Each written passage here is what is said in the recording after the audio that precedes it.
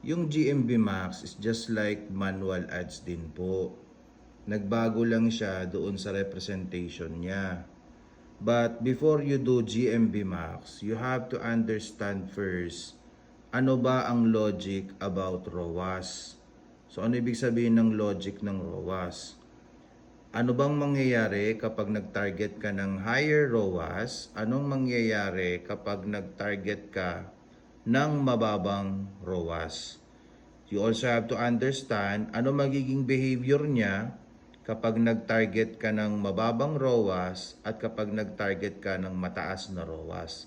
Because targeting a ROAS target or pag nagta-target ka ng ROAS, yun ang magpapagalaw ng ads mo.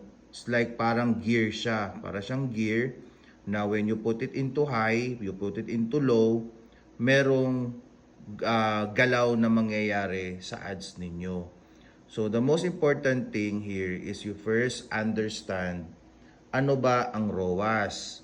Anong mangyayari kapag nag-target ka ng mataas, anong mangyayari pag nag-target ka ng mababa. And last is dapat you know your break-even ROAS. Ano ibig sabihin ng break-even ROAS? Yung ROAS result na alam mo na kapag yun na naging ROAS result mo, hindi since you know your break-even ROAS, alam mo kung kumita ka or hindi. Yun ang importante po dapat doon.